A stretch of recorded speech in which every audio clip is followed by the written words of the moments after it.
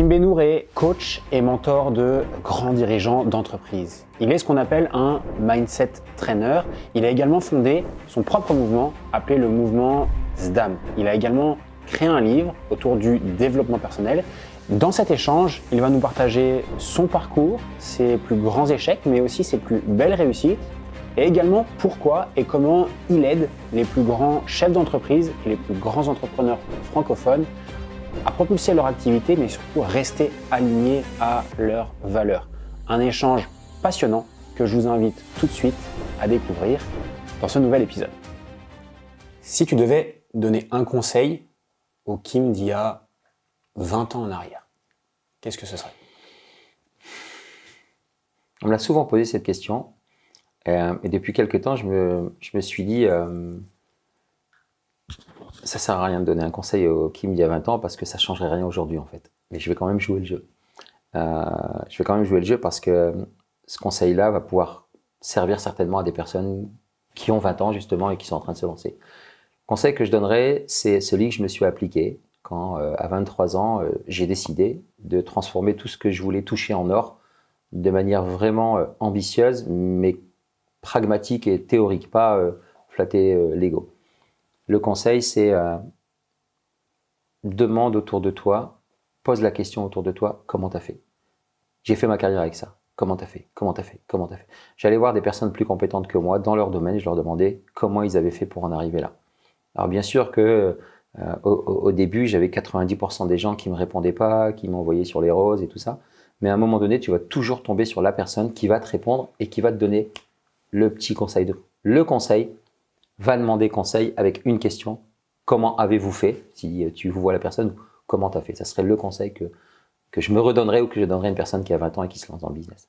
Et est-ce que tu peux nous reparler de ton histoire initialement, un petit peu de où tu viens, peut-être même au niveau de ta jeunesse, de où est-ce que tu as grandi, comment tu t'es forgé, on va dire, jusqu'à ce que tu fais aujourd'hui? J'aime bien parce que ça permet d'asseoir encore plus qui je suis aujourd'hui, à chaque fois de faire cette rétrospective. Tu vois, je prends toujours l'image, tu es dans la bagnole, tu as le rétroviseur où tu vois dans l'arrière et puis tu as surtout le grand pare-brise devant. Maintenant, je regarde à 90% devant et de temps en temps, jette un petit coup d'œil pour me donner des infos, pour me forger encore plus ma personnalité. Et si on doit le faire là maintenant, je suis 8e d'une belle et grande fratrie de 10 enfants, franco-algériens, donc de parents qui sont venus, qui ont immigré en France après la guerre d'Algérie.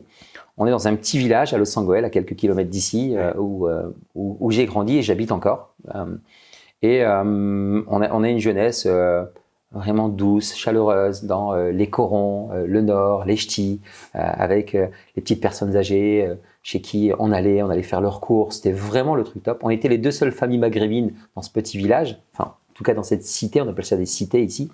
Mais c'est pas les cités comme dans les banlieues, c'est les cités des mines. Si tu as visité un peu la région. Et moi, je suis quelqu'un de réservé, de timide dans mon coin. Et on grandit avec amour, avec chaleur dans le foyer. Je fais mon petit bonhomme de chemin. Et quand on déménage à Lens, à 5-6 km, ben je rentre. Moi, je suis au centre de formation du Racing. Je suis en sport-études. Et j'ai l'ambition de devenir footballeur professionnel. Mais j'ai que l'ambition. J'ai pas la volonté et j'ai pas le mindset. Ouais. C'est plus facile à dire maintenant et on en a parlé. Ouais. Toi et moi, on sait très bien de quoi on parle. Et malheureusement, il se passe aussi un événement, c'est que en 97, on perd un frère de 2 ans, mon cadet. Donc là, je suis très très en colère, je suis énervé, je suis agacé et j'ai même plus de mal. Et c'est ça le paradoxe, à faire le deuil de ne pas être devenu footballeur professionnel que d'avoir perdu mon frère. C'est assez hallucinant, c'est plus facile maintenant du haut de mes 49 ans de le dire. Mais à l'époque, je n'ose pas trop le dire parce que c'était quand même hallucinant ça. Mais ça a été un élément déclencheur pour forger ma carrière parce qu'à ce moment-là, précis, je comprends que la vie peut s'arrêter à n'importe quel moment. Des choses qu'on entend, qu'on voit, mais quand ça t'arrive à toi, tu décides je prends toujours ce Y, là, le why, donc tu es à la croisée des chemins et je décide soit je fous ma vie en l'air, ou soit je décide d'en faire quelque chose. Et là, je décide à ce moment précis, le jour où j'entre dans cette chambre d'hôpital et que je vois que les yeux de mon frère sont fermés, ils ne se rouvriront plus, je décide de faire ce que j'ai envie de ma vie et que je vais transformer tout ce que je vais toucher en or, véritablement à ce moment précis. Et de là, je rencontre aussi mon épouse au même moment, tout s'aligne parce que tu es prêt. Je fais quelques petits boulots et je rentre dans une société américaine, un distributeur numéro 1 mondial de produits et de services informatiques. Et le jour où je rentre dans cette boîte, pareil, j'ai une intuition, un sentiment et je me dis je vais devenir le patron de cette boîte. Je me le dis à moi, c'est mon objectif. C'est aussi un conseil que je donne, c'est de ne pas avoir peur de voir grand, mais de pas trop diluer aussi ses objectifs autour de soi, savoir les diluer auprès d'un groupe très très restreint pour pas non plus qu'on te jalouse, qu'on t'envie, qu'on te dise n'importe quoi, qu'on te mette des bâtons dans les roues. Et j'évolue jusqu'à en devenir le directeur général adjoint. Donc je voyage dans le monde entier, je me forme au coaching, au mentoring, au leadership, au management, à l'informatique, enfin tout ça. Et en 2017, donc on avance et là je perds mon père. Donc mon père qui avait 80 ans, qui avait vécu. Mais j'ai 43 ans et tu vacilles quand même parce que tu as perdu un repère. Et un an après, alors que j'ai négocié mon départ entre les deux parce que j'ai envie de faire autre chose, il y a ma mère qui nous quitte. Donc les deux repères qui partent en un an, ça te fait encore plus prendre conscience de c'est ta vie, faisant ce que tu veux. Et c'est de là que ce que j'imaginais, à savoir basculer d'une carrière en théorie parfaite où je coche toutes les cases, où je m'étais mis aussi une pression à défaut d'être devenu footballeur professionnel, de devenir fils professionnel, de devenir le mari parfait, le manager parfait, le truc parfait. Donc c'est bien, parce que j'ai été drivé par la colère pendant longtemps, mais ça m'a fait du bien aussi d'appuyer sur pause et de me dire fais ce que tu as envie de faire. Un peu le choix que toi tu as fait, demi-finale, tu peux être pro et tu dis non, j'y vais pas, et tout le monde te regarde avec des gros yeux, ils en étaient complètement fous. Sauf qu'on peut pas comprendre si on n'est pas à notre place. Et parce que les gens ne savent pas tout ce qu'on a vécu, comme je le raconte en 2 petites minutes. Et là, tu arrives à ce niveau-là et tu dis je veux faire ce que j'ai envie ma vie. Et ce que j'ai envie, c'est accompagner les gens. Et depuis, j'ai lancé ce mouvement que tu connais, SDAM, qui veut dire fonce en arabe, qui vient de mon père. Et c'est juste pour faire prendre conscience à tous les leaders, à tous les dirigeants, que tout se joue toujours maintenant pour ne nourrir aucun regret. L'idée, c'est de te dire, alors ça paraît très marketing, mais ça a été longtemps réfléchi et tu sais à quel point l'importance du marketing est forte dès lors qu'il est éthique et authentique. C'est que tout ça, je me suis rendu compte que j'ai rencontré des grands leaders. Les mecs ont construit des empires, mais ils ont passé la ligne d'arrivée avant l'heure théorique parce qu'ils ne s'occupaient pas d'eux, parce qu'il y avait un manque de sens, parce qu'ils n'ont pas pris une décision à un moment donné. Et le plus dur, c'est de prendre cette décision. Et il n'y a pas de bonne ou de mauvaise décision. C'est la décision et tu avances et t'en prendras une autre. Voilà un peu le parcours. Et puis aujourd'hui, j'ai plusieurs casquettes. Avant qu'on parle peut-être justement de ces différentes casquettes, il y a plusieurs points sur lesquels j'aimerais qu'on s'arrête rapidement et j'ai plein de petites questions à te poser qui m'intéressent vraiment. D'abord, j'ai commencé par une question qui est un peu d'actu. T'en as parlé, t'as dit que vous avez grandi proche d'ici, donc on est proche de Lens, d'accord, dans la banlieue de Lens, on peut appeler ça comme ça, et que vous étiez une des seules familles maghrébines. Alors, moi, j'ai une question à te poser aujourd'hui, c'est qu'est-ce que c'est que de grandir en tant que famille maghrébine en France? Alors, pas aujourd'hui, mais de ton expérience par rapport à tout ce qu'on peut voir aujourd'hui et toutes les discussions. Super question. C'est là, comme ça, la première réponse qui me vient, du pur bonheur. Je me souviens, alors mon père on l'a fait, peut-être qu'on est en train d'édulcorer un peu la chose parce que maintenant il est plus là et on pourrait lui poser la question, mais je sais qu'il avait refusé d'aller habiter dans les banlieues, dans les UP quand il est arrivé en France.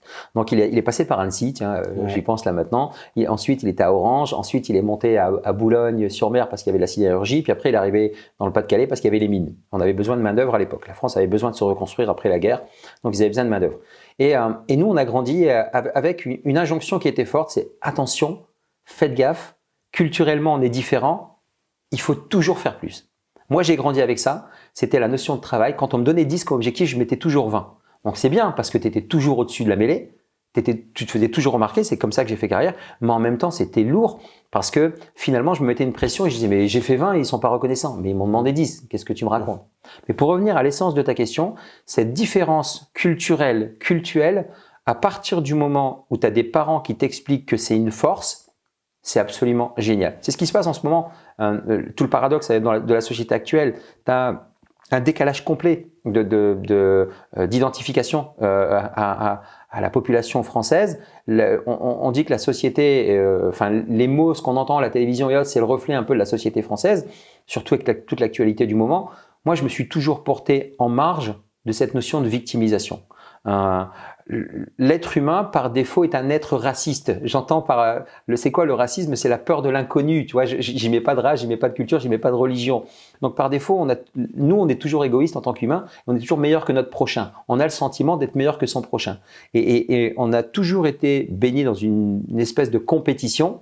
Moi, j'ai vite compris que la compétition, il y en a deux. Il y a la compétition pour écraser l'autre et la compétition du fair play. Celle qu'on connaît bien dans le foot.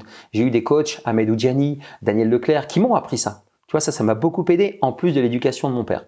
Mais la question concrète, c'est que moi, en fait, j'ai découvert les travers de ce monde parce que, comme dans toutes les sociétés, il y a des gens qui s'intègrent moins et autres. À 18-19 ans, quand j'ai fait mon service national et je l'ai fait dans le cadre de la politique de la ville, protocole ville, où j'étais surveillant de collège. J'ai eu une chance incroyable, je crois que c'était Bernard Tapie ou je ne sais plus qui avait fait voter cette loi.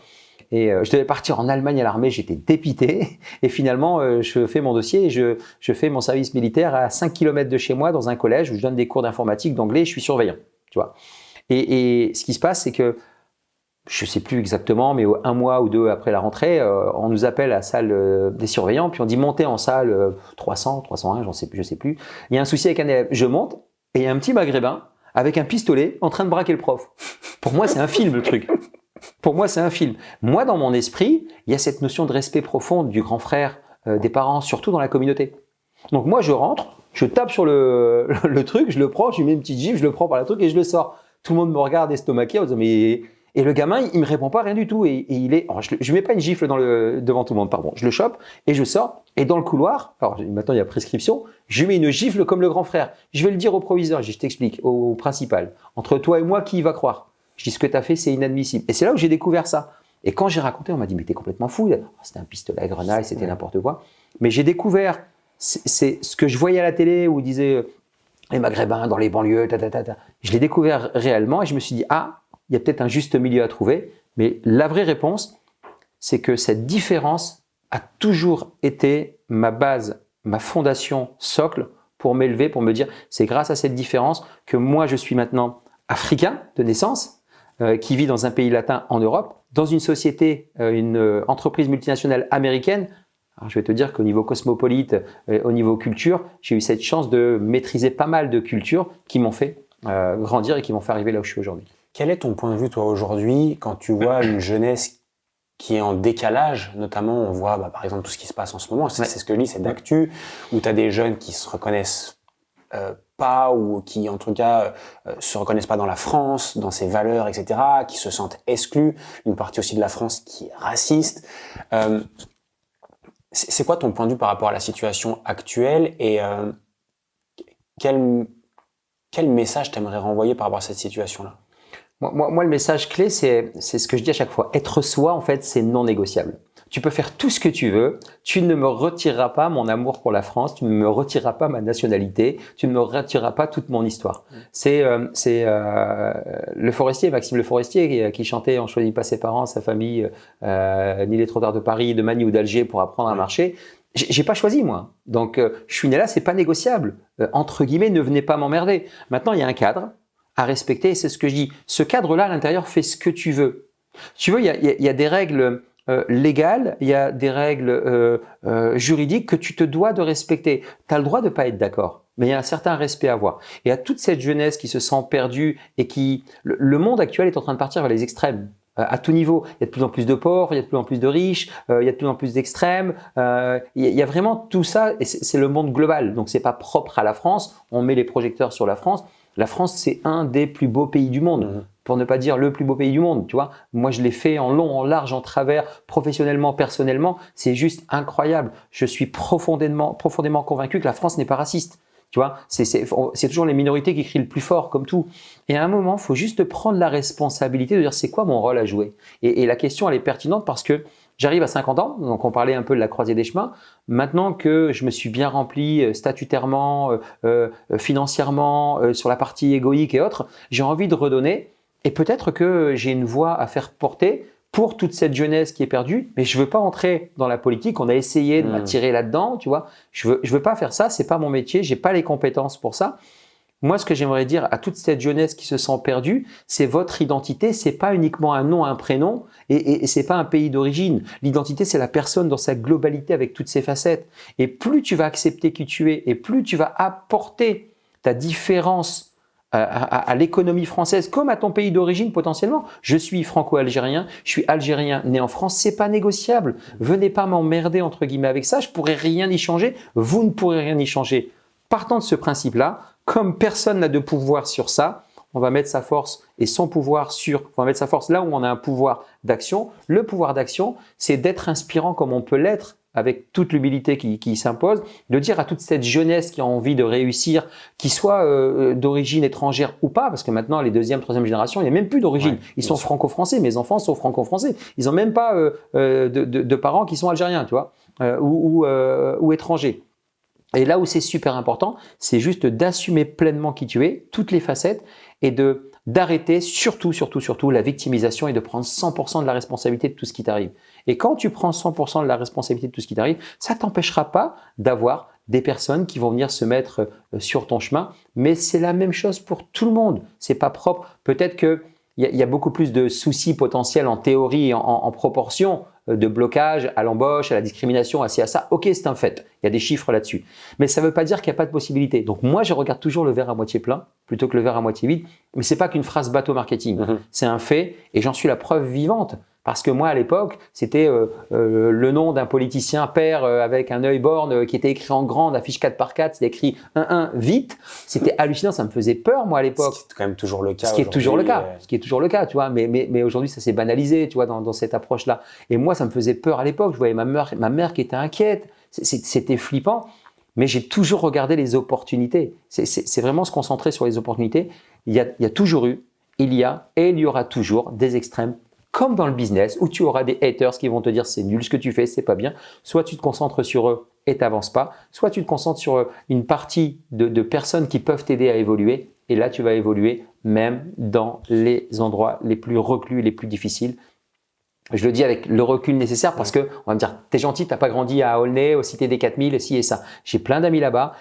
Je reviens d'une formation hier à Paris avec des entrepreneurs des quartiers difficiles où c'est une personne qui vient de ces cités-là, qui a vu ses amis mourir avec la drogue, avec les vols, qui sont emprisonnés, et lui a décidé de créer véritablement une association pour aider toutes ces personnes-là. Il y a des possibilités, il faut juste s'en donner les moyens et comprendre que la seule personne avec qui, toi, jeune de banlieue ou d'ailleurs, avec qui tu es sûr et certain de terminer tes jours, c'est toi-même.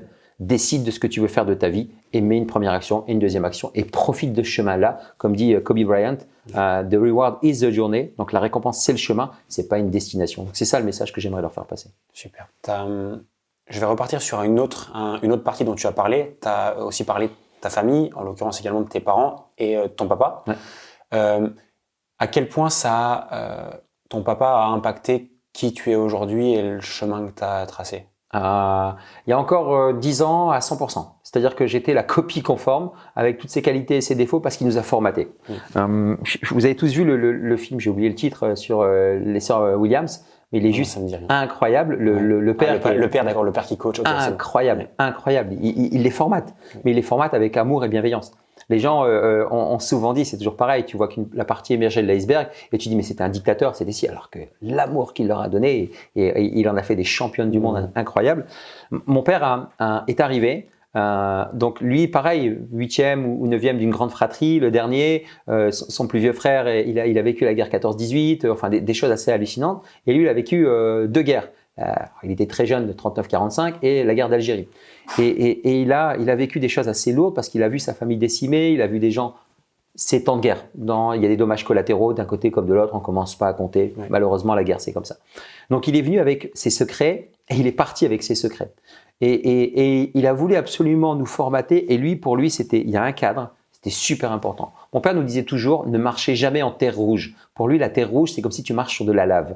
C'est-à-dire qu'il y a des règles, respecte les règles. Exprime-toi dans ce fameux cadre, fais ce que tu as envie de faire, mais par contre, respecte tout. Et ça, c'était super important. Donc, il nous a façonné, mais il nous a façonné à un point où on avait une exigence et une compétition même entre frères et sœurs qui parfois était limite, tu vois, limite malsaine. Mais s'il nous mettait en compétition, c'était pour tous nous tirer vers le haut. parce qu'il savait qu'on était dans la fosse au lion, si je puis dire, comme n'importe quel père. T'es papa et tu viens intéresser à mon papa et tu t'inquiètes. T'as pas peur, mais tu t'inquiètes pour l'avenir de ta fille. Et après, tu mets les prédispositions.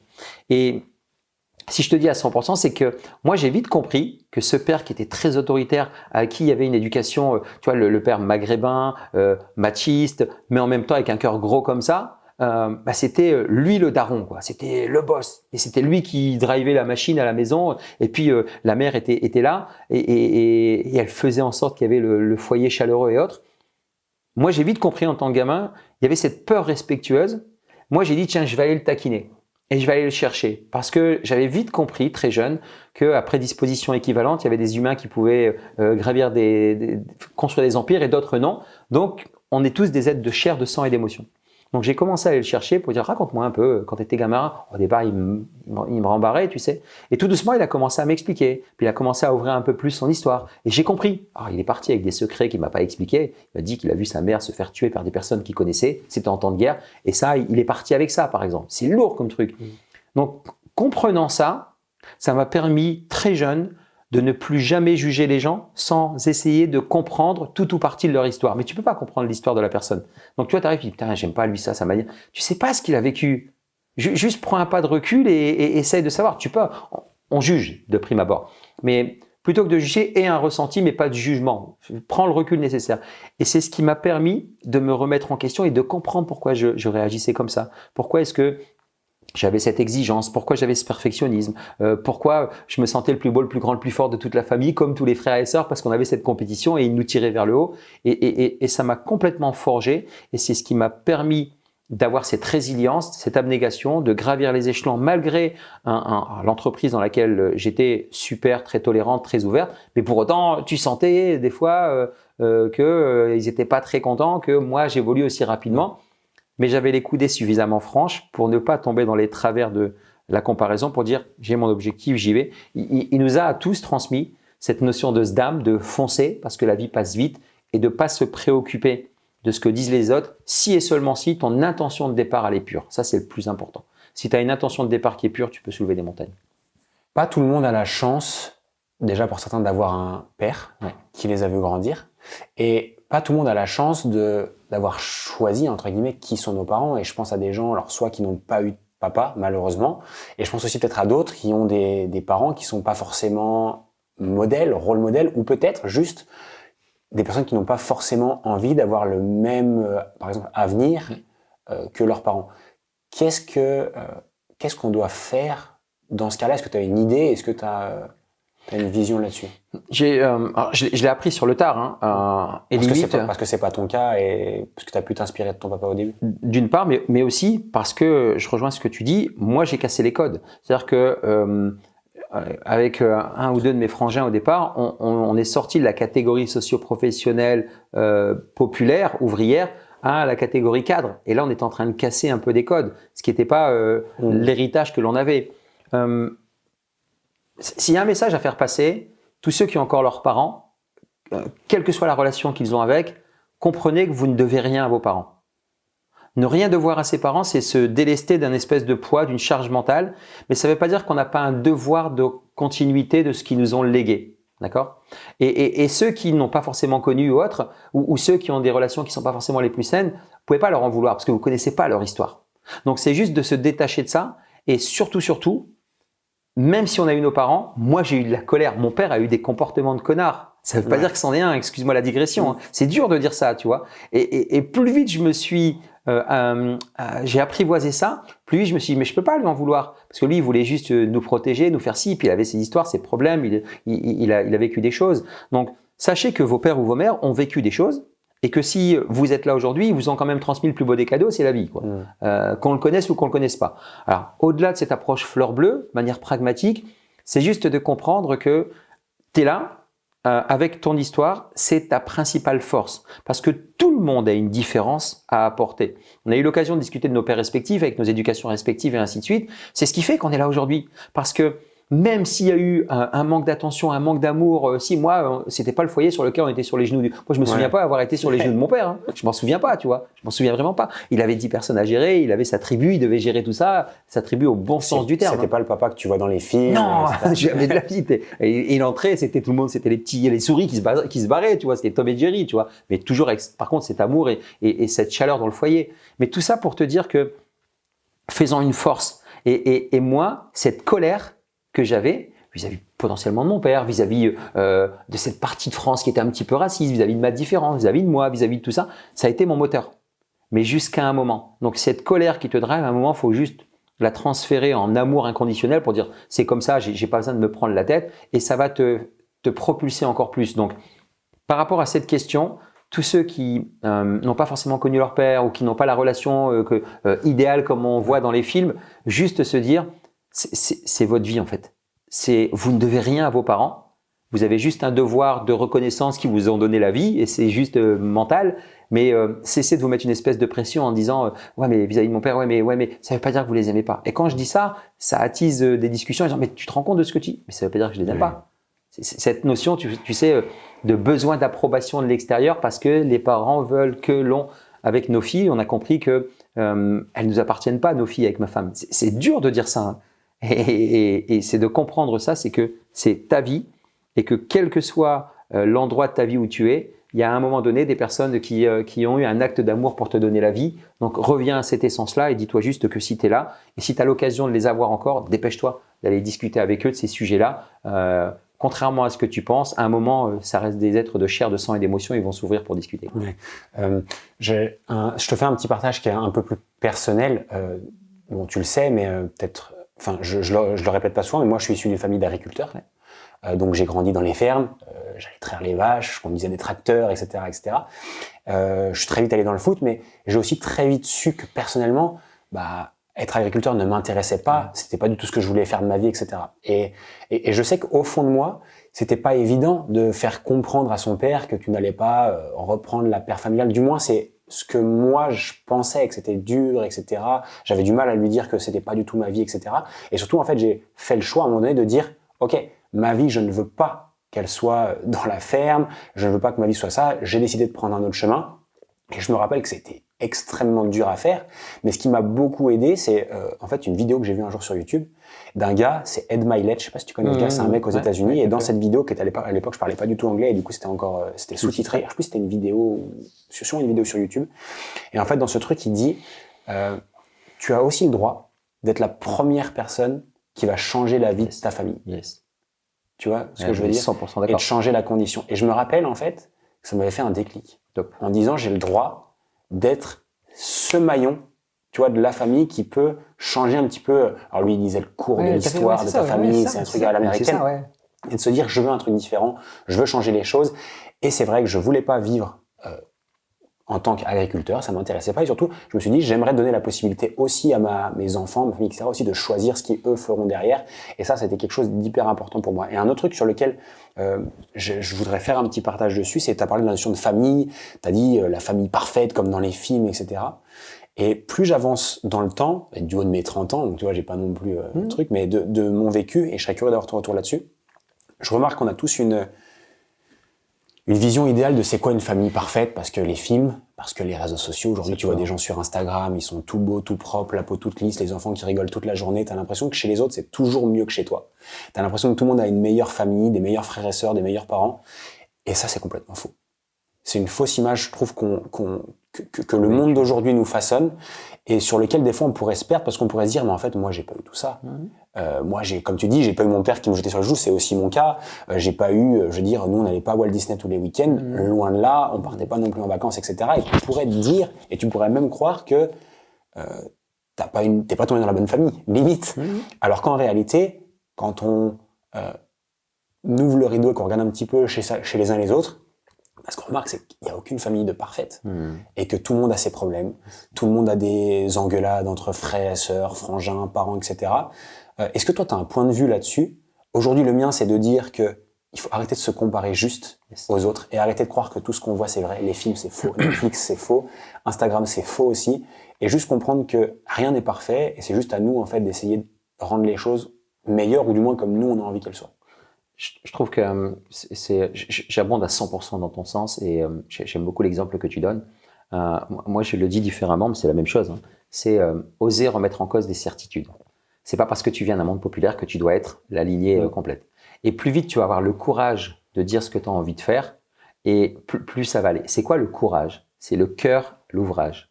C'est de laisser parler ton cœur. Ton cœur te dit non, je veux pas reprendre l'exploitation agricole, même si ça peut être une manne financière exceptionnelle. Si ça, t'as pas envie de sentir cette odeur de bouse de vache tout le temps, t'as pas envie de ci, t'as pas envie de ça. Avec tout le respect qu'on a pour les agriculteurs, tu vois, et parce que ça marche bien. Tout le respect qu'on a pour les ouvriers, bref, on n'a pas besoin de se justifier là-dessus. C'est d'avoir le courage de dire voilà ce que je veux faire. Et plus vite tu vas le dire, même s'ils sont pas d'accord, ils vont sentir ta sincérité, ils vont pas aller contre toi. Même si ton père te dit mais qu'est-ce que tu... On en parlait, j'ai eu l'occasion de rencontrer ton père, il te dit mais il comprend pas ce que tu fais, mais il sent que tu es heureux, il sent que tu es équilibré, donc c'est ce à quoi aspire un parent. Tu étais récemment père et t'as complètement, tu sens ça. Donc sur cette approche-là, première chose, oser remettre en cause ses certitudes. Et les certitudes, elles sont sur 4 axes. Le travail, on nous apprend depuis qu'on est gamin d'aller à l'école 20-25 ans, de travailler 40 ans et de profiter de la retraite quand on sera grabataire. Et je pense qu'on le prouve. On est, je sais même plus quel jour, on est mercredi. Ouais. Tu vois, pour te dire, on est mercredi, on est en train de bosser, quoi. Ouais. Et je me suis levé ce matin de bonne heure, on est arrivé, on a pris un petit déj, on fait un podcast, boum, je pars, demain je voyage à l'étranger, je vais faire un mentoring. On a décidé de changer un peu l'emploi du temps lundi, vendredi, 9h, 17h, tu vois. Ensuite, la religion.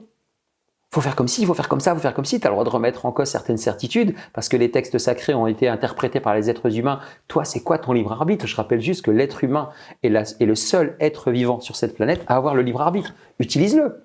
Remets en cause certaines choses. Et c'est toi ta vie. Si tu crois en Dieu, ben c'est lui qui va te juger à un moment, au moment idoine, au moment opportun. C'est ni ton père, ni ta mère, ni ton frère, ni ta sœur, ni quoi que ce soit. Hein. Face à la mort, tu es tout seul. Hein. Je l'ai vu quand j'ai perdu des êtres chers. Hein. Et on sera tout seul quand on sera face à la mort, tout simplement. Sans faire de patho exacerbé. Laisse-moi faire une pause juste sur ce moment-là. Tu dis l'être humain, on est la seule espèce à bénéficier du libre arbitre. Ouais. Je me suis surpris récemment à réfléchir sur un sujet.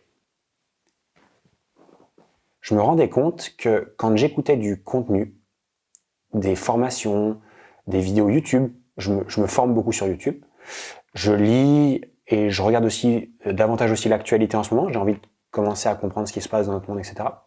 Et ce que je me suis rendu compte, c'est que quand quelqu'un disait quelque chose, automatiquement, j'étais d'accord avec lui, sans forcément me dire qu'est-ce que moi je pense de ça. Et en fait, je me suis rendu compte que je me faisais assez facilement manipuler par les idées des uns et des autres, et je pouvais très facilement être d'accord avec quelqu'un, puis quelqu'un d'autre prenait la parole, et j'étais aussi d'accord avec cette personne-là, puis avec l'autre, etc. Et en fait, je me suis rendu compte que personnellement, je perdais ma capacité à réfléchir sur un sujet et créer mes propres idées sur ces choses-là. Et je trouve que c'est potentiellement quelque chose que beaucoup de personnes perdent aussi. Je vois des gens qui reprennent sans cesse les idées des uns et des autres, sans même se demander en fait au fond d'eux, mais moi, qu'est-ce que j'en pense concrètement? Et je trouve que on perd notre libre arbitre justement, et on perd ce truc de se dire, mais qu'est-ce que je pense vraiment moi de ce sujet ou de cette situation, etc. Est-ce qu'aujourd'hui tu penses que c'est un problème par rapport peut-être il y a quelques années en arrière? C'est génial ce que tu dis en fait. C'est toute l'histoire de l'humanité. C'est-à-dire qu'on nous a mis sous couvercle et on a voulu nous priver de notre libre arbitre depuis tout le temps. Parce que dès lors que c'est une autorité, qu'elle soit judiciaire, légale ou juste médiatique, on va prendre tout ce qu'ils disent pour argent comptant. C'est les médias qui l'ont dit, c'est dans le journal de 20h. Donc naturellement, tu n'es pas différent de tout le monde croit ça. Au contraire, moi je dirais, c'est génial, tu as capté que tu pouvais réfléchir par toi-même. C'est Florent Pagny qui chantait « Vous ne prendrez pas ma liberté de penser », tu vois. Mais c'est vraiment ça. C'est les seules choses que tu maîtrises dans ce monde sont tes pensées et tes actions. Il y a personne qui peut penser à ta place. On peut pas t'empêcher de penser, tu vois. Et tes actions, on peut pas t'empêcher de faire quelque chose. Après, à toi de dire si elles sont bonnes ou mauvaises. Et plus tu vas comprendre ça et que tu vas t'autoriser à challenger un peu le status quo et regarder le paradigme, donc le schéma de pensée d'une manière différente en te disant mais ce prisme-là, pourquoi est-ce que je verrais les choses noires ou blanches? Pourquoi est-ce que je les verrais pas différemment? Est-ce que effectivement tous les Maghrébins sont des voleurs? Tu vois, je prends cet exemple bateau, basique, ridicule, mais qui est clairement quelque chose. Pourquoi une grosse partie de la France aujourd'hui est raciste? Ça a été répété. Déjà, et puis surtout si on regarde bien. Alors, je prends cet exemple-là. On va pas s'éterniser dessus parce que c'est le truc, mais cet exemple-là, il est flagrant sur le sujet dont on est en train de parler, parce que ce qu'on remarque, c'est que les parties de la France qui sont les plus racistes. Alors, je pense que c'est valable partout. Je parle pas de la France en général, mais c'est également les personnes généralement qui vivent dans les campagnes, tout à fait. Qui vivent le plus loin de ces personnes-là, jamais vu une banlieue, qui ne savent pas ce que c'est, qui n'ont jamais vu de bar d'immeuble, qui n'ont jamais vu qu'est-ce que c'était qu'un maghrébin, d'accord, et au final qui sont extrêmement racistes. Exactement. Mais du coup, comment est-ce qu'ils peuvent penser ça s'ils ne l'ont jamais vu de leur propre vie? Parce que justement, comme tu l'as très bien dit, ils ont été influencés par une autorité extérieur. Comme toi, tu dis, tu regardes le truc, tu dis, ah ouais, mais il a raison. Ah ouais, mais il a raison. En fait, tout le monde a raison. 2 secondes, je me pose. Si on te répète les choses, tu vois, les plus grands politiques dans ce monde, historiquement, tu disais mentez. C'est comme ça que tout le monde va vous croire. Et c'est un peu ce qu'on voit au quotidien. Et ça fait le parallèle avec ce que tu disais, dans ce monde de fake dans lequel on est. Moi, j'ai compris, je te l'ai dit tout à l'heure, qu'on était dans un monde de compétition. Mais je le fais différemment. Un monde de compétition, de conditionnement, de concurrence. Tu as compris un peu le petit jeu de mots. C'est à toi de te dire, est-ce que je veux être dans ce monde-là? Et dans ces cas-là, je joue mais avec mes règles fair play. Et c'est OK, tu peux y jouer. Mais après, tu as un autre monde, un monde de création. C'est-à-dire que tu peux créer ta propre vie. C'est-à-dire que tu prends un peu tout ce qui se passe et tu te dis, moi, par rapport, et je vais revenir sur les 4 axes, parce que je t'ai dit travail, religion, tu vois, c'est de te dire, je vais remettre en cause ces certitudes et faire comme j'ai envie. Donc non, je vais pas aller à l'école 25 ans, je vais pas travailler pendant 40 ans et je veux profiter de ma vie maintenant parce que je sais pas si je vais arriver à 60 ans. Donc ça, tu remets en cause les certitudes, tu actives ton libre arbitre. D'accord? Après, c'est comment tu le fais. Il y a des plans, tu sautes pas de l'avion sans parachute. Et c'est pour ça qu'on a nos programmes d'accompagnement, de mentoring et tout ça. Et c'est là où on vient apporter notre soutien. D'accord? Sur la religion, c'est que tu remets en cause certaines choses et que tu arrêtes de blanc-noir, blanc-noir, blanc-noir. D'accord? C'est juste active ton libre arbitre. Il y a une puissance plus grande que toi qui a créé tout ce monde-là. Dis-toi que c'est entre elle et moi. C'est intime, la religion. C'est même plus personnel, c'est intime. D'accord? C'est entre toi et toi. D'accord? Entre toi et Dieu. Ensuite, sur la partie éducation, on nous a éduqués d'une certaine manière. Donc, ok, l'écoute sur la table, on dit pas bonjour, on fait ci, on fait ça. Ok, remets en cause certaines choses. Peut-être qu'il y a des choses qui marchent pas. Attention, quand les plus grands que toi parlent, tu dois pas répondre. D'accord, je ne réponds pas, mais est-ce que je peux donner mon point de vue si je suis pas d'accord? Tiens, on challenge. Tu vois, nous, on était dans un truc, c'était le daron et les plus grands qui parlaient, c'était comme ça et tu devais rien dire. Donc non, c'est pas ça le libre arbitre. Puis après, les cultures. Donc, il y a des différences culturelles. Et quand tu fais un mélange de tout ça, eh ben c'est là où tu commences à tomber dans les extrêmes parce que les gens font des amalgames entre des traditions culturelles, des traditions éducatives, de la religion, et puis boum, boum, boum, et puis ils disent non mais c'est comme ci, c'est comme ça. Et là, c'est des figures autoritaires, quand je dis figures autoritaires, sur la toile, notamment, sur les médias, qui te rabâchent ça tout le temps et qui t'influencent et qui font ce monde-là, soit le monde super fake de la famille, c'est le mari idéal avec la plaquette d'abdominaux qui se lève le matin, qui est super bien coiffé, qui sent pas de la bouche et qui t'apporte le petit déjeuner au lit. Tu vois, les clichés, c'est pas ça la vraie vie. La vraie vie, c'est vis-la au quotidien. Tu peux vivre ces moments-là, mais c'est pas la réalité. Donc, ce monde virtuel, il est pernicieux parce qu'il va te faire croire des choses qui ne sont pas vraies et puis te balancer des informations complètement erronées par rapport à un contexte économique, social et pire encore maintenant. Avant, on apprenait qu'il y avait un cambriolage, une voiture le lendemain dans le journal ou une semaine après. Et là, c'est en direct. C'est déjà les caméras qui sont. T'as déjà les caméras, donc tout est biaisé, tu vois. Et ça génère quoi? Si je reviens à l'essence même de qui on est, des êtres humains, des êtres de chair, de sang et d'émotion, ça revient à quelque chose de basique qui consiste à dire on n'est pas des êtres logiques, on est des êtres neurologiques et biologiques. Dans notre corps, il y a une chimie qui se passe, il y a les neurotransmetteurs positifs et il y a le cortisol négatif. Et aujourd'hui, ce qui se passe, c'est qu'il y a tellement de cortisol qui nous est déversé à foison qu'on n'arrive plus à penser par nous-mêmes, on n'arrive plus à être équilibré. Il y a toutes ces maladies, après on parle de complotisme, la pharmacie, peu importe. Mais revenons à ça, oui, remettez en cause certaines certitudes. Osez être une personne différente de votre lignée pour réécrire l'histoire de votre famille de manière différente parce qu'au final, c'est toi et c'est ta vie, tu vois. Ouais. Il y a un petit truc que du coup maintenant je fais, ça fait 1 an à peu près que je m'amuse à faire cet exercice-là consciemment parce que du coup mon inconscient me fait croire les autres automatiquement, surtout quand ils parlent bien, surtout quand ils ont l'air d'avoir des idées qui sont posées, réfléchies, etc. Mais je fais de plus en plus cet exercice consciemment de me dire, toi Lohan, qu'est-ce que tu penses de cette idée-là ? Exactement. C'est génial cette question. Et d'essayer, tu vois, de prendre un petit pas de recul et de dire mais moi perso, c'est quoi mon point de vue. Mais génial. Et ça m'a beaucoup aidé. Et un sujet du coup sur lequel je vais enchaîner par rapport à ça, on a parlé de prendre des décisions, de changer sa vie. T'as aussi parlé du fait que on nous éduque d'une certaine manière, on nous apprend également d'aller à l'école pendant 25 piges pour avoir un bon travail, une cravate bien droite pour les gars, la même chose pour les femmes, etc. Une carrière longue où on va monter en hiérarchie, c'est aussi ton histoire. Mais il n'y a pas que ça dans la vie. Et c'est aussi peut-être un moment donné de se dire, moi Lohan, moi Kim, qu'est-ce que j'ai vraiment envie de faire de cette vie-là? La question que j'aimerais te poser ici, c'est beaucoup de personnes qui pensent que c'est la seule façon de réussir.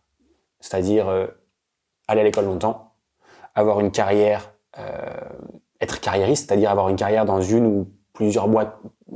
Là, les gens, cette nouvelle génération, on a tendance à changer beaucoup plus de boîtes pour essayer d'évoluer, voir autre chose. On a besoin de diversité dans ce qu'on fait, etc. Mais on pense tous ça. Alors, j'ai 2 questions. Je vais commencer par la première. La première, c'est comment on peut expliquer aux gens qu'il y a une autre voie qui est possible et comment est-ce qu'on peut aider les gens à croire que c'est aussi possible pour eux? Il y a, en fait, la première question à se poser, c'est quoi ta définition de la réussite? Tu vois, parce qu'il y a autant de définitions de la réussite qu'il y a de personnes sur cette planète. Moi, longtemps, je te l'ai dit, je sais pas si je l'ai dit tout à l'heure ou pas, mais je prends cette image de sablier, tu vois. Les 40 premières années de ma vie, je cherchais à me remplir pour exister par rapport au sacrifice de mes parents. Il fallait qu'en tant que franco-maghrébin, on me donnait 10, il fallait que je fasse 20 par rapport à l'éducation que j'ai eue de mon père pour prouver que, parce que mon père me disait attention dans ce cadre, donc le fameux attention, il fallait que je sois, et à défaut d'être devenu footballeur professionnel, il fallait que je sois fils professionnel, manager professionnel, mari professionnel, tu vois le truc, la perfection. La colère drivait ma perfection. Et 40 premières années, je voulais réussir socialement, financièrement, environnementalement, amoureusement, tout ça. Je voulais cette réussite-là, me remplir. Et à un moment, tu tournes le sablier. Et on en parlait tout à l'heure, toi, tu l'as tourné plus vite dans ce choix que tu as décidé de faire. Donc, je prends l'exemple de 40 ans. Mais il y a un moment où tu te dis, mais en fait, allez, mathématiquement, j'ai fait la moitié de ma vie. Si je vis jusqu'à 80 ou 90 ans, j'aspire à autre chose. Donc, quand tu tournes le sablier, maintenant que tu as été rempli, le sable, tu vas le redistribuer. Donc, là où les 40 premières années de ma vie, ma réussite, c'était cocher statutairement, en théorie, toutes les cases, et je cracherai jamais dans la soupe, ça m'a apporté beaucoup, j'ai voyagé dans le monde, j'ai rencontré des gens exceptionnels, et jamais je me permettrai de dénigrer le salariat ou ces personnes qui seront là-dedans toute leur vie. Je dis juste que oui, il y a une alternative, et c'est à eux de décider, c'est pas moi qui vais décider pour eux.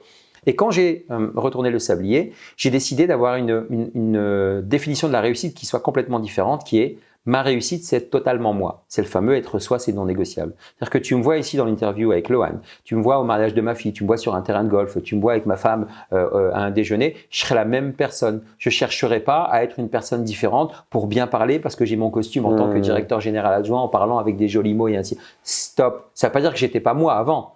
Mais tu jouais un rôle beaucoup plus exacerbé que celui que tu joues maintenant. Et plus tu te délestes du poids du regard de l'autre, plus tu assumes pleinement qui t'es sans être dans l'arrogance ou la démagogie ou l'approche mégalo, et que tu te dis j'ai juste quelque chose à apporter à une seule personne, comme on est en train de le faire là dans une discussion super intéressante un mercredi matin dans la banlieue de Lens, tu vois, ben tu te dis mais c'est ça la vie, c'est ça ma réussite, c'est être moi complètement et puis j'avance sur ce chemin de vie. Donc première chose, c'est ça. C'est quoi ta définition de la réussite?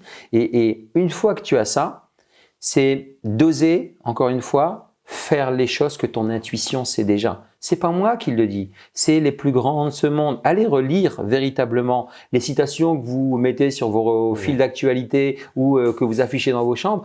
Appliquez-les littéralement. Regardez ce que Jobs, on aime ou on n'aime pas, Mandela, Gandhi, Bill Gates, peu importe. Tous ces grands de ce monde que j'ai étudiés dans leur biographie, en regardant un peu ce qu'ils avaient fait, ils ont compris une chose, c'est que la seule personne, encore une fois, les seules choses que tu maîtrises, tes pensées et tes actions, et active ton intuition qui te dit oui ou non tu vas faire ça. On est tous des êtres intuitifs, mais sans y mettre de spiritualité ou d'ésotérisme. Hein. Tu vois, moi je suis quelqu'un de très terre à terre. Hein. La spiritualité, c'est tout ce que la science n'a pas prouvé. Hein. Au siècle dernier, une nana qui prédisait la météo, elle se faisait brûler vive sur le bûcher, tu vois. Maintenant, tu as une application WhatsApp, une application smartphone, tu vois, qui donne la météo à 15 jours. Donc tu vois, les choses se prouvent en avançant avec la science.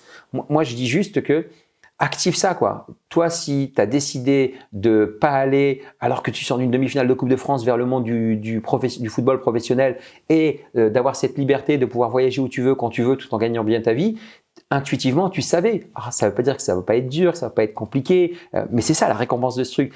Quand tu te compares, et c'est le dernier conseil que je vais donner, donc déjà ça, c'est quoi ta définition de la réussite? Et surtout, dans un monde où on est ultra connecté avec une grosse comparaison, appliquer la notion de repère inversé. C'est quoi la notion de repère inversé? C'est arrêter de vous comparer aux autres et surtout à quelqu'un que vous connaissez pas. Donc, tu vas te comparer à toi du futur, mais tu te connais pas. Oui. Donc, compare-toi à toi d'hier. C'est là que tu vas voir ton évolution. Tu vois, tu m'as posé la question tout à l'heure, quel conseil tu donneras au jeune Kim?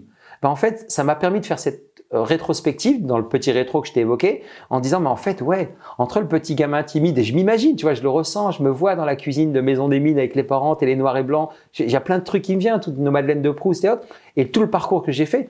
Et là, qu'est-ce que ça génère? Ça génère de la confiance, ça génère de l'amour pour moi, ça génère j'ai réussi à faire ça, donc je peux encore faire plein de choses. Donc c'est plus, comparez-vous à qui vous étiez hier pour pouvoir encore mieux avancer. Tiens, hier je faisais quoi? J'ai fait ça. Ah ok, d'accord, bon, ça c'était pas bien fait, comment je peux le faire de manière différente? Ça va mieux t'aider parce que tu es sur des bases concrètes. Donc définition de la réussite, c'est quoi ta définition de la réussite? Clairement, et c'est la tienne, celle de personne d'autre. Tu n'es pas obligé. Ça peut être statutairement, ok. Ça peut être émotionnellement, ok. C'est toi qui définis. Et puis après, c'est compare-toi à qui tu étais hier. Et ça va t'aider fortement. J'ai une histoire qui m'est arrivée récemment. C'est arrivé à un de mes meilleurs amis, un de mes amis les plus proches avec qui j'ai grandi, mais c'est surtout en fait arrivé au meilleur ami de mon père. Et cette personne-là, depuis que je le connais, depuis que je suis enfant, on se voit régulièrement, on partage des moments ensemble. Mon père est également chasseur, donc c'était un partenaire de chasse avec lui, avec qui il était chaque semaine. Et toute sa vie, il a répété ce truc de se dire, donc il travaillait dans une usine. Donc ce qu'il faut savoir, c'est qu'en Haute-Savoie, il y a une grosse partie d'écoltage, des usines où on crée des petites pièces pour les machines, etc. Donc bref, il a travaillé toute cette usine en expliquant concrètement que ça ne lui plaisait pas, qu'il se faisait chier dans son travail, mais que, entre guillemets, il préparait la retraite. Et il est arrivé, si je dis pas de bêtises, à sa 59e année, 60e, et vu qu'il avait une longue carrière difficile, il avait des conditions qui faisaient qu'il allait pouvoir être à la retraite là, bientôt. Et il arrivait à la fin, il disait à mon père qu'il n'en pouvait plus, qu'il était à saturation, etc. Et il a pas eu la chance de voir la retraite. C'est-à-dire que là, il y a quelques mois, au moment où on tourne, ça fait 3 mois, qu'en fait, le truc qu'il a attendu toute sa vie, le truc qu'il a préparé toute sa vie, il a même pas eu la chance. Alors, c'est pas évident pour moi, tu sais, d'en parler comme ça, parce que je me dis, et je vois tellement de personnes, et des fois, ça me fait aussi, moi, réfléchir, de dire, mais il a usé sa vie à préparer un truc qu'il n'était même pas sûr que ça arriverait, et ce n'est même pas arrivé. Et pourtant, il avait des super beaux plans pour sa retraite, voyager, faire du vélo, voyager pour continuer sa chasse, qui était sa passion, etc. Et aujourd'hui, il n'aura même pas eu la chance de le voir, tu vois. Et je trouve ça juste terrible. Et je pense que c'est pas le seul dans ce cas-là. Non, mais t'en as tellement, mais tu te rappelles ce que je t'ai raconté. Moi, ce déclic-là, je l'ai eu face au lit de mort de mon frère. Je me suis dit, mais tout peut s'arrêter à n'importe quel moment. Et les gens, quand tu commences à parler de ça, c'est même écrit sur les paquets de cigarettes. Fumer tue. Voilà, il y a un truc extérieur. Pourtant, il y a des gens qui fument encore. On sait, quand on arrive dans ce monde, qu'il y a une date de départ et une date de péremption. On sait qu'on va franchir la ligne d'arrivée à un moment donné. On n'est pas immortel, tu vois. Même si avec le biohacking, tu pousses et tout ça. Et encore. Et encore, oui, bien sûr. Mais tu vois, mais on sait qu'on va passer la ligne d'arrivée. Donc déjà, on le sait. Et pourtant, c'est quelque chose dont on a peur. Donc partant de ce principe-là, tu vois, il y a Christian Junot, un ami qu'on a en commun, qui dit on a tous gagné notre vie à la naissance. Donc comme tu as gagné ta vie à la naissance, arrête de perdre ton temps à vouloir la gagner. Ok, c'est facile, t'es gentil, mais le système fait ci, fait ça et autres. Ok, pas de problème là-dessus. Je comprends qu'il y a des impératifs, qu'on doit faire ça. Mais c'est pour ça que moi, j'ai décidé de lancer ce mouvement qui consiste à dire la vie, c'est maintenant en fait. C'est maintenant. Tu sais pas ce qui va se passer demain. Et je suis pas en train de faire le philosophe de base. Pour preuve, on a eu des rappels très forts. Le Covid, à un moment, tout s'est arrêté. Et là, tout le monde s'est rendu compte d'une chose, c'est que tout peut s'arrêter à n'importe quel moment. On est juste sur une planète bleue qui est drivée par des forces cosmiques, divines, assez hallucinantes. Et si le soleil se lève pas demain… Aujourd'hui, on a aussi les guerres et tout ce qui se passe aujourd'hui. Et tu vois la vie de milliers de personnes aujourd'hui qui s'arrêtent du jour au lendemain. Qui s'arrêtent comme ça, en un claquement de doigts, comme ça, en un battement de cils, comme je dis. Et c'est pour ça que moi aussi, j'ai vu d'autres exemples. Donc, mon frère, tu vois, ok, et lui, il était très jeune et tu dis ça. Les parents, ok, ils avaient 80 ans. Et c'est le cycle naturel de la vie quelque part, tu vois. Même si on aurait aimé qu'ils vivent plus longtemps. Mais quand ça s'arrête plus tôt, moi, j'ai mon patron Europe. Gerhard Schulz, paix à son âme. Et si je le cite, c'est parce qu'il m'a beaucoup appris. C'est lui qui m'a gardé, qui m'a fait arriver à ce niveau-là. 54 ans, je crois, cancer du pancréas. Le mec, il gérait 11 milliards. C'était juste hallucinant et il a passé la ligne d'arrivée à cause d'une maladie à 54 ans, trop tôt. Alors, lui, il a vécu quand même, mais je pense qu'il aurait pu vivre encore plus. Donc c'est pour ça que c'est vivre maintenant pour ne nourrir aucun regret. Si tu as envie de faire quelque chose, fais-le à partir du moment où ton intention est pure. Si tu as envie de déclarer ta flamme à cette personne, ben déclare-la. Si tu as envie de construire ton entreprise, fais-le. Si tu as envie d'aller à l'autre bout du monde, fais-le. Si tu as envie de demander d'augmentation, de gravir les échelons, donne-toi les moyens de le faire. Ose le faire. Et peut-être que ce sera non, la réponse. Je partage souvent ça avec beaucoup de monde. Et c'est mon père qui me disait ça. Par défaut, on a le non. Va chercher le oui. Si tu ne demandes pas, ça reste non. Donc, va chercher le oui. Et c'est super important de comprendre que c'est ta vie, c'est toi qui dois en faire ce que tu veux, que oui, tu as des espèces, c'est pas des espèces, c'est au niveau de la pyramide de Maslow des choses à respecter, les besoins physiologiques, les besoins de sécurité, d'appartenance, de contribution et ainsi de suite. Et le monde dans lequel on vit, ben, il est complètement polarisé. Je te donne ce dernier exemple, c'est que notre notion, notre prisme dans lequel on est, on doit réussir grâce à l'argent. Moi qui vais souvent dans le désert, je rencontre des Bédouins, des Touaregs qui vivent d'amour et d'eau fraîche. Tu vois, en résumé, pour eux, la notion elle est complètement décalée. L'argent, c'est un étalon d'échange. Alors eux, maintenant, c'est arrivé jusqu'à eux, mais ils ont encore ces notions d'étalon. Ils vont aller échanger 1 litre de lait de chamel contre 3 kilos de riz. Je dis n'importe quoi, tu vois. Et les mecs, ils sont super heureux. Mais je suis pas en train de faire ces comparaisons extrêmes volontaires. Je suis juste en train de te dire, pour revenir à ce que tu disais, c'est super important de comprendre que tout est maintenant. Profite maintenant pour ne nourrir justement aucun regret. L'exemple que tu as donné des paquets de cigarettes est pour moi une belle illustration de cette idée-là, de dire, pourtant c'est marqué sur les paquets de cigarettes, tu vois les photos des gens qui sont malades à cause de la cigarette, mais c'est pas pour autant que les gens arrêtent. Pourquoi ? C'est qu'en fait, toujours pareil, tant que ça nous arrive pas là, c'est-à-dire à 1 mètre de nous, on n'est pas capable de prendre conscience des choses. Et pour moi, c'est la même chose vis-à-vis de sa vie et notamment du rapport à la mort. Moi, c'est un sujet qui me parle beaucoup parce que j'y pense très souvent. Mais c'est très bien d'y penser très souvent parce que ça me rappelle que ça va arriver. Et beaucoup de personnes nient ça en bloc et oublient concrètement qu'un jour, je dis ça, c'est pas un conseil que je donne, mais c'est ce que je remarque, c'est qu'on oublie tous qu'un jour on va avoir une fin, que ça va s'arrêter, et on est toujours en train de dire je ferai ça plus tard. Exactement. Tu n'auras peut-être pas de plus tard. Et oui. Demain, tu sors de la cour, là, tu recules, il y a une voiture qui arrive fort loin. Hier soir, je te partage que j'étais à un match, on est encerclé par des hooligans. Exactement. On aurait pu se faire tuer. Ma vie c'était aurait pas pu des s'arrêter. Lensois, attention. C'était pas des Lensois, bien évidemment. C'était des équipes adverses. Et on aurait très bien pu mourir ce jour-là parce qu'ils étaient 1000. On était 2. On n'avait rien fait. On n'avait rien demandé. Il n'y a pas plus gentil que nous. Bref. Et je trouve que, personnellement,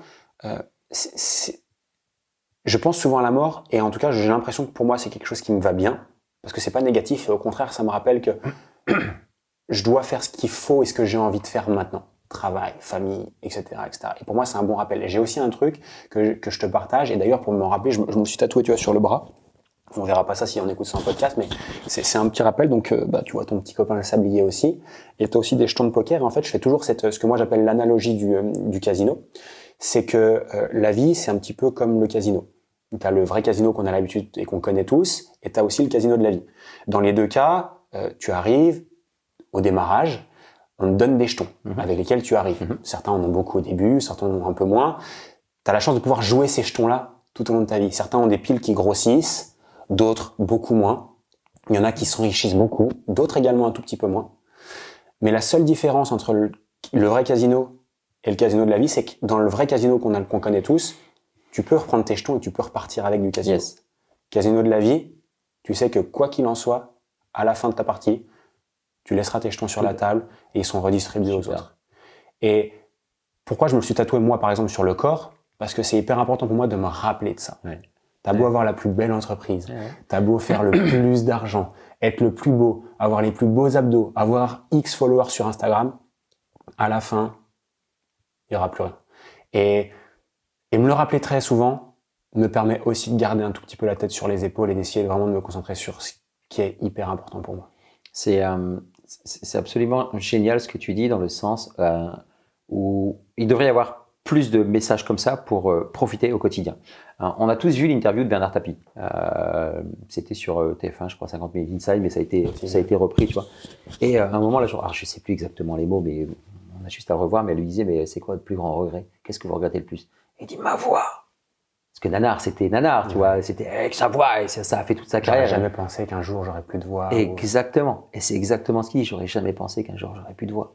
Et pourtant, et puis tu le vois, affaibli, mais pourtant il y a encore un charisme, il y a encore un truc. Le mec, il est au bout de sa vie, on sait qu'il est en train de souffrir physiquement.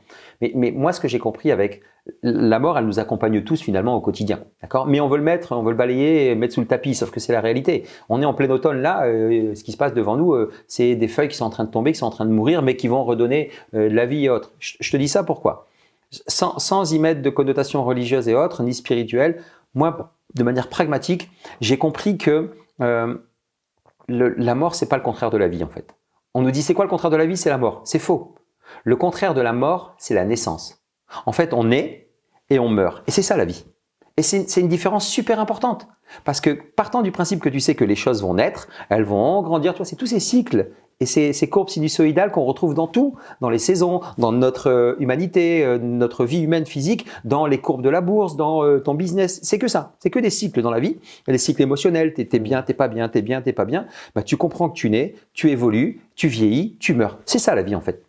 Et ça change le prisme, ça change le paradigme, le schéma de pensée qui consiste à dire mais tu le sais finalement. Donc t'es où sur ton chemin de vie là? Et qu'est-ce que tu aimerais faire que t'as pas encore fait? Et là, tu prends tes jetons sur ce jeu de la vie et tu dis bah tiens, je veux faire un all-in sur ma vie amoureuse. Tiens, je veux faire un all-in sur ma vie environnementale et je vais aller habiter à l'autre bout du monde. Tiens, je veux faire un all-in sur mes finances et puis je vais décider de demander à mon patron une augmentation ou de créer mon entreprise. Ou si joue à ce jeu de la vie avec tes règles éthiques et authentiques. Mais là, les gens qui vont peut-être nous écouter, ils vont dire mais les gars, vous êtes des nabas, vous êtes gentils, vous êtes dans une situation, vous êtes entrepreneur, vous faites ce que vous voulez. Eh les gars, on a commencé comme vous. On a fait un choix courageux, mais courageux, c'est pas au sens flatte-moi. C'est on a écouté notre cœur, comme je disais tout à l'heure. On a décidé de faire ça avec toutes les peurs, les inquiétudes, les doutes qu'on a encore, toi et moi, Lohan. Tous les jours, on est en stress, en panique. Mais comme on a développé une connaissance de soi qui sait que c'est qu'un état émotionnel face à la situation, on est capable de switcher. On en parlait avec Adri Thomasson, que tu as interviewé, qui avait cette capacité à switcher rapidement. Toi et moi, à Madrid, on se souvient de ce switch dans une partie de paddle. C'est cette capacité à pouvoir te dire, j'ai un pouvoir sur quoi? Sur mon état émotionnel. Est-ce que je reste dans cet état émotionnel face à cette situation ou est-ce que je switch et je me dis, qu'est-ce que je peux changer dans la situation? Rien. Donc, change ton état émotionnel. Qu'est-ce que je peux changer dans la matière? Ça. Ben, change-le.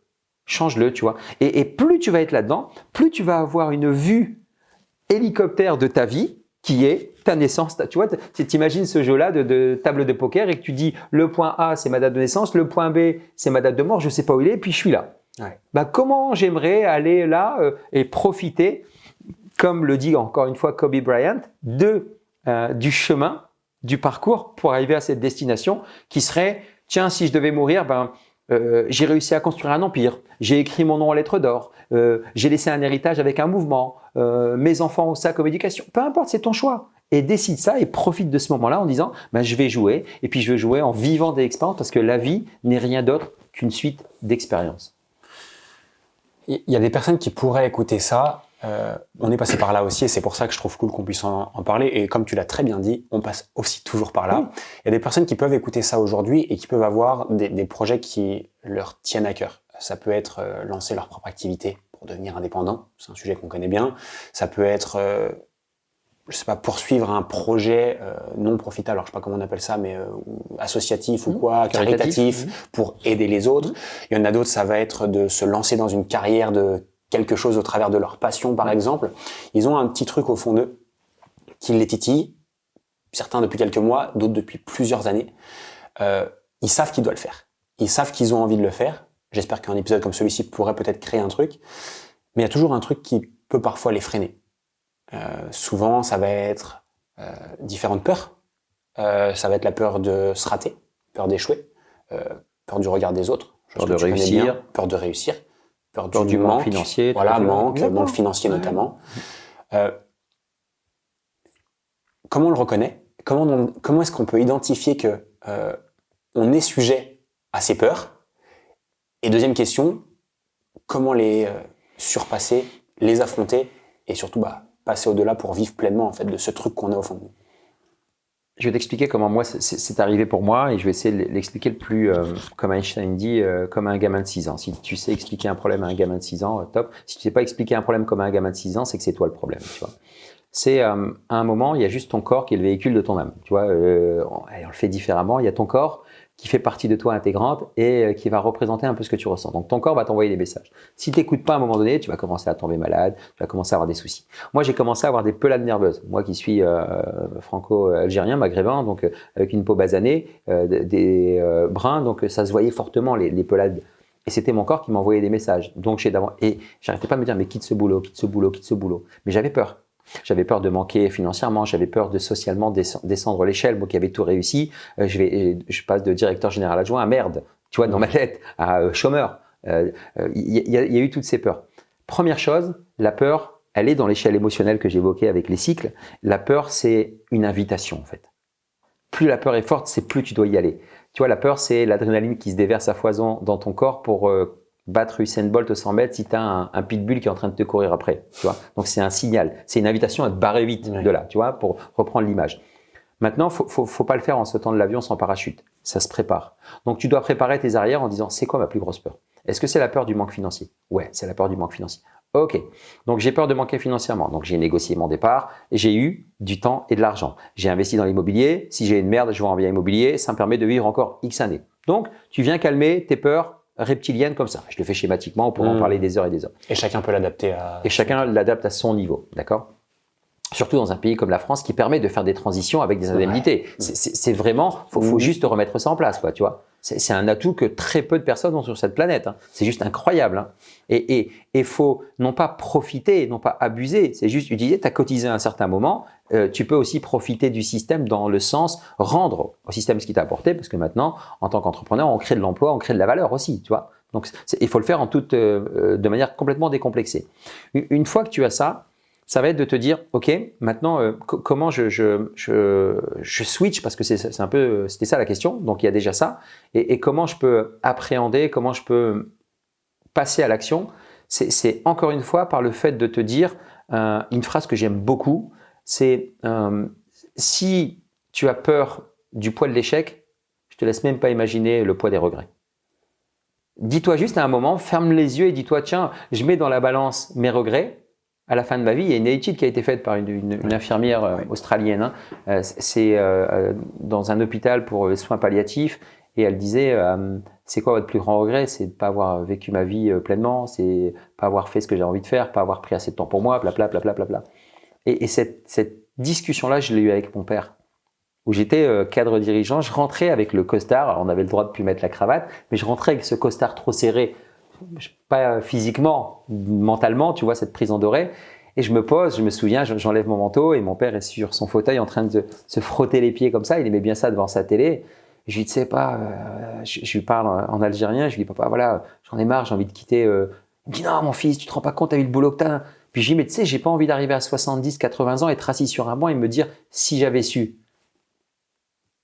Il y a eu ce silence là que je viens de faire. Il m'a dit, Zdam, vas-y, fonce, Zdam. Et c'est là que c'est parti ce truc-là, tu vois.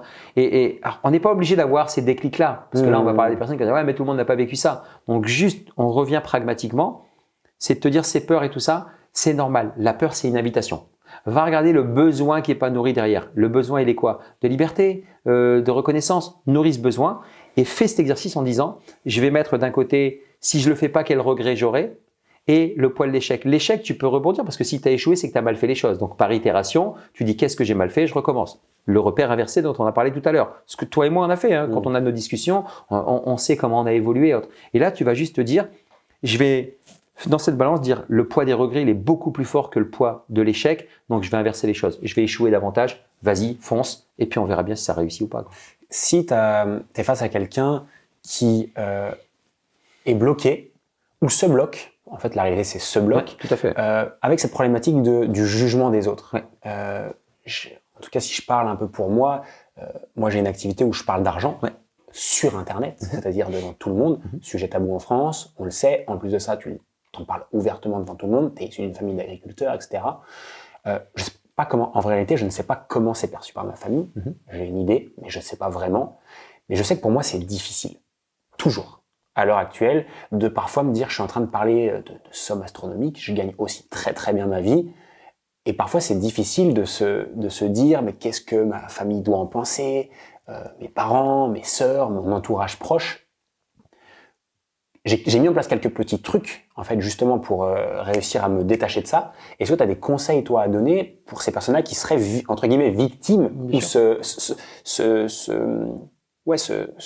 se créeraient ce problème eux-mêmes vis-à-vis des autres? Je suis passé par là aussi.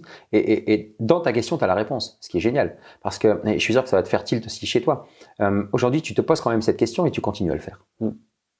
Pourtant, tu continues à le faire. Donc, c'est que tu as quelque chose de plus important qui te drive. C'est-à-dire que tu sais pourquoi tu fais tout ça. Tu sais que derrière, tu es en train, toi, d'impacter la vie des gens. Tu sais que derrière, tu es en train de changer la vie de certaines personnes. Donc, c'est plus important que le regard des autres et le jugement des autres. Comme tu as quelque chose de plus grand que toi qui te drive, c'est important. Donc, va chercher c'est quoi qui te motive au fond d'abord. Première chose. Deuxième chose, c'est le regard des autres. L'être humain, il a une seule étiquette sur son front. Parlez-moi de moi. On est tous égoïstes. Là, on est là, toi et moi. Tout à l'heure, tu me présentais un logiciel avec lequel tu bosses. Égoïstement, je regardais quel est mon intérêt. Ouais. C'est la nature humaine. Donc, même si demain, tu as quelqu'un qui va te… Et tu le sais, Lohan, les haters, les critiqueurs, les mecs qui vont te dire c'est n'importe quoi ce que tu fais, tu vas pas le prendre personnellement parce que tu sais que ces personnes-là, elles vont pas penser à toi pendant 3 semaines non-stop. Elles vont envoyer leur dislike, leur pouce en bas, leurs commentaires de merde, puis après, elles vont le faire avec quelqu'un d'autre. Et toi, elles t'ont déjà oublié. Ouais. Donc, juste comprendre que les personnes qui vont nous juger, elles vont le faire sur un instant, un micro-instant par rapport à notre vie. Laissez-les faire. Si toi, tu es convaincu que ce qui te drive, ce pourquoi tu fais ça est plus fort que le regard des autres, continue à le faire, c'est ce que tu es en train de faire. Donc, dans ta question, tu as ta réponse qui fait que même ma propre famille, elle me juge, mais je sais au fond de moi que tout ce que je suis en train de faire, c'est aligné avec qui je suis, ce que j'ai envie de faire, il y a une intention qui est pure, il y a un bien potentiel derrière, et en plus, économiquement, je gagne ma vie. Les gars, vous n'allez pas me reprocher ça, quoi. Tu vois? Donc, juste pragmatiquement ça. Et dans un second cas de figure, donc là, il y a ce souci, je pense, qui est présent chez beaucoup de personnes. Voilà, le peur du jugement et surtout de l'entourage proche, on va dire. Bien sûr. Il y a aussi souvent, et ça, c'est un truc que j'entends beaucoup, des personnes qui se lancent pas dans un projet, souvent par peur du manque financier. Alors, on a souvent du mal à le dire et mal à mettre des mots dessus parce qu'on a peur de se rater, de manquer, que financièrement ce soit compliqué. Je me rappelle d'une phrase que tu avais dit un jour sur un échange qu'on avait eu ensemble. Et tu avais dit, tant que tu peux manger, dormir quelque part, tu n'es pas mort et la vie continue. Quelque chose comme ça. En fait, l'argent, on en parlait tout à l'heure, c'est un étalon d'échange. D'accord ? L'argent va toujours se générer au moment où tu en auras le plus besoin. Rappelle-toi de toutes les fois où tu étais en galère d'argent, tu vas trouver, tu vas te démerder. Et les gars, on est en France, on est en train de tourner un podcast. Il y a des gens sur cette planète qui n'ont pas 1 euro pour bouffer. Je ne fais pas dans le pathos exacerbé. Je me dis juste que si demain tu es en galère, Coco, vends ton pull, vends tes baskets. Même si tu les vends à 50% du prix que tu as acheté, tu vas pouvoir manger pendant 15 jours. Tu vois, je pousse grossièrement le truc. Je reviens de manière pragmatique. L'argent, c'est un flux. C'est pas un stock. Les gens pensent que c'est un stock. C'est un étalon d'échange. Quand tu comprends que c'est un étalon d'échange, quelle valeur tu proposes contre de l'argent? D'accord? Et comme sur ce jeu que tu as bien imaginé de casino, il y a des moments tu vas gagner des jetons, des moments tu vas en perdre et ainsi de suite. Qu'est-ce que tu mets en place pour gagner suffisamment de jetons pour te permettre de vivre correctement? Tout le reste, c'est du bonus. Quand tu pars de ce principe-là, tu décomplexes ta relation à l'argent et tu reviens à cette notion qui est l'argent, c'est une ressource comme l'oxygène, d'accord? Comme ton temps, comme le focus, comme l'argent, le focus, ouais, je t'ai un peu dit les différentes ressources. Moi, je les appelle OTAV. Donc, tu vois, c'est l'oxygène, le temps, l'argent, le focus et l'énergie. Tu vois, ça fait partie de ressources dont tu as besoin. Il y en a qui sont vitales. T'as pas d'oxygène. C'est pour ça que je commence par le haut. T'as pas d'oxygène, bah, c'est fini, game over. Après, ton temps, c'est quand même la seule chose qui s'égrène et qui ne revient pas. Tu le perds, tu le regagnes pas. Après, l'argent, ça va, ça vient. Le focus, ben, tu peux le mettre, pas le mettre. Et ton énergie, tu peux, toi qui aides les coachs sportifs, tu peux contribuer à ton énergie physique et mentale. Donc, c'est vraiment de se dire, en France, on a cette relation tabou à l'argent. Moi, j'étais dans une société américaine, comme je te l'ai dit. Donc, je te laisse juste imaginer la relation, moi, maghrébin, ici d'une famille musulmane, la relation à l'argent, les riches, attention, les pauvres iront tous au paradis. Je résume basiquement, grossièrement, et je fais pas ce résumé-là, mais c'est pareil dans la communauté judéo-chrétienne, on va dire.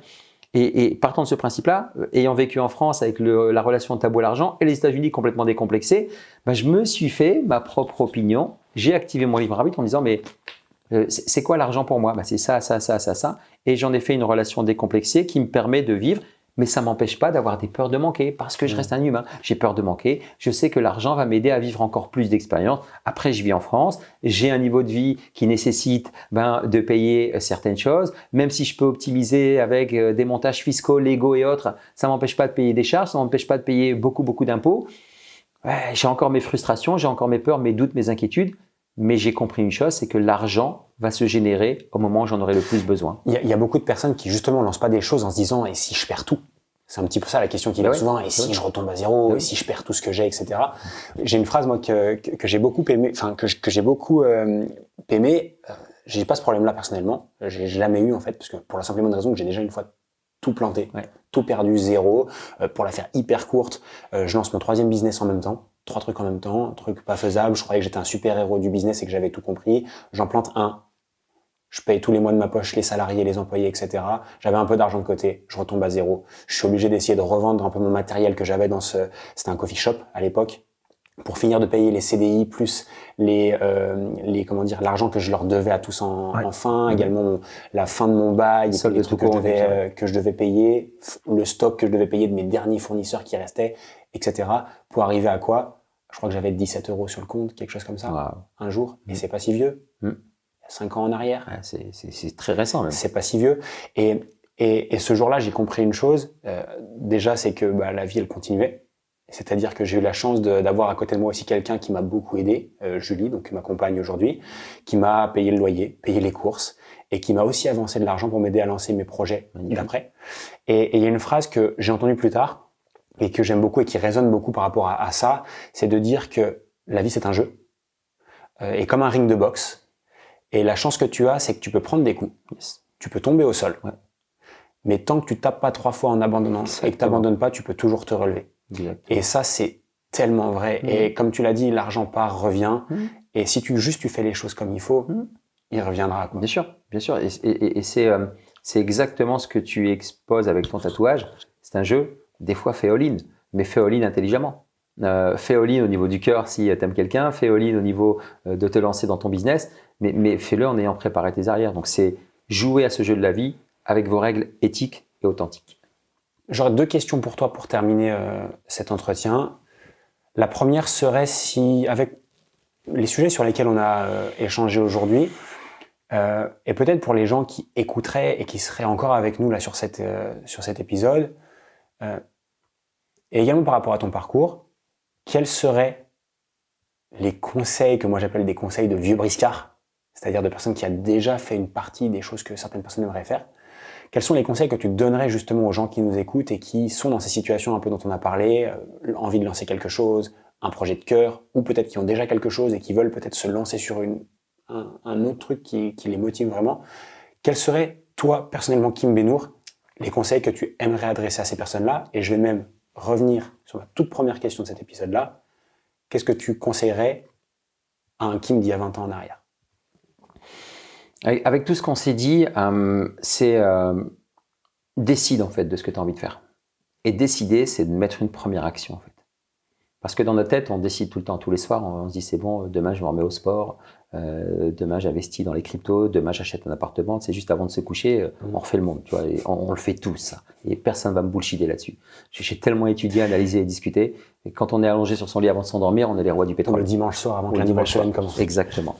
C'est de se dire, ok, je décide de ça. Je décide de lancer mon entreprise. Je décide de demander une augmentation. Je décide. Bref. Et c'est quoi la première petite action que je vais faire? La première petite action que je vais faire, c'est ok, je décide d'acheter une maison. Tu vois. Première petite action, je vais allumer mon ordinateur demain matin et regarder sur quel site internet je vais commencer à faire ma recherche. Si je décide de créer mon entreprise, je vais regarder sur Internet comment créer une entreprise. Si je décide de demander une augmentation, je vais regarder sur YouTube des tutos pour dire comment je peux demander le meilleur moyen de demander une augmentation à mon patron. Et ainsi de suite. C'est le conseil que je donnerais à quelqu'un qui veut démarrer, c'est de décider de ce qu'il veut faire, et il le sait déjà au fond de lui, si et seulement si il savait qu'il n'y avait plus rien à perdre. Décide si tu sais, si on t'assure qu'il n'y a plus rien à perdre, parce que tu sais que finalement tu vas passer la ligne d'arrivée à un moment donné et qu'il n'y a rien à perdre. Parce que ta vie, tu vas la perdre un jour ou l'autre. Donc, tu es sûr et certain qu'il n'y a rien à perdre, qu'est-ce que tu décides? Et là, tu vas dire, ah ouais, bah, je décide T'es sûr et certain qu'il n'y a rien à perdre. Hein. Donc, je décide de créer mon entreprise. Je décide d'aller à l'autre bout du monde. Et là, une fois que j'ai décidé, quelle première action que je mets? Parce que ta décision n'aura d'effet que si tu mets une action dans la matière concrète, aussi infime soit-elle. Ça serait ça le conseil. Pour terminer, c'est une question que j'adore me poser et que je pose sur les différents épisodes de podcast que je fais, qui est plus personnelle, du coup. On est à quelques jours de la fin de ta vie, donc on se projette justement à tes 90 ans, ou 96, allez, 96. Le plus loin possible. Et là, tu as la chance de pouvoir regarder autour de toi et de voir un peu toutes ces personnes-là qui viennent te rendre visite parce qu'ils savent que c'est bientôt la fin pour toi. Quelle est l'image que tu aurais aimé, enfin que tu aimerais pouvoir laisser? Et qu'est-ce que tu aimerais que ces gens-là, spécifiquement, se souviennent de toi? Alors, c'est génial de poser ça. Je suis quelqu'un avec le temps qui... j'ai aucun souci avec mes émotions. Et là, tu viens de taper dans le mille, parce que cette image, je l'ai vécue avec mon père. C'était très fort. Si tu veux, quand mon père était sur ses derniers instants, il était sur son lit de mort, donc en soins palliatifs à l'hôpital, et il a réussi à réunir toute sa famille. Et on a fait une espèce de cercle autour de lui. Il y avait ma sœur, plus âgée, à sa gauche. Et dans l'ordre limite et puis il y avait aussi les neveux, les nièces, tout ça, mais c'était plus derrière. Et on avait tous ces enfants qui étaient là autour de lui, avec ma mère, qui était là et qui terminait un peu ce cercle. Et il nous a dit, vous le saviez, vous m'avez rien dit. Et on lui a dit, pardon papa, mais toi aussi tu le savais, quoi. Donc ça serait, j'aimerais avoir cette image-là, d'être sur mon lit, tu vois, en espérant souffrir le moins possible, tu vois, et puis d'avoir tous les gens de ma famille, tu vois, autour de moi, donc mes enfants, mes petits-enfants et ainsi de suite, et puis me dire, j'ai fait le taf, à vous de faire le taf. Tu vois, ça serait ça, cette image, en disant, puis en plus, il y a un truc qui est mouvement, c'est SDAM, c'est comme je vous ai dit, foncez pour ne nourrir aucun regret. Faites ce que vous avez à faire parce qu'un jour, on sera confronté à ça. Et ça serait l'idéal, parce que je ne sais pas si je ne veux pas être fauché par une bagnole, un crash d'avion ou n'importe quoi. Mais idéalement, dans cette image, tu vois, c'est ça. D'être allongé sur ce lit-là, et puis d'avoir cette espèce de cercle autour de moi, et tout le monde se donne la main. C'était vraiment ça, comme ça que ça s'est passé. Et puis c'était, voilà, on termine un espèce de cycle. Je me retire de cette ronde parce que j'ai fait le taf. Je remets ma plus vieille fille, ma fille aînée avec ma femme. Moi, je sors de cercle, c'est ce qu'a vécu mon père. Ça serait faire ça en disant, c'est bon, j'ai fait le taf, à vous, je vous passe le relais. Ça serait une très belle image. Merci pour cette question. Merci à toi pour l'épisode. Top.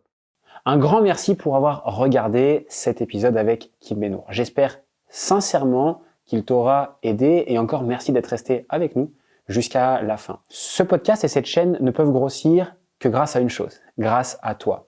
Un simple abonnement fait une énorme différence. Il aide ce podcast et cette chaîne à grandir, mais surtout à avoir de plus en plus d'invités de renom. Et un simple abonnement peut littéralement tout changer. Idem, si tu connais une personne qui devrait absolument voir cet épisode, n'hésite pas à lui partager, ça peut aider. Et si tu peux aider une seule personne aujourd'hui, je pense que tu auras rempli ta partie du job. Encore un grand merci à toi pour faire partie de cette belle aventure.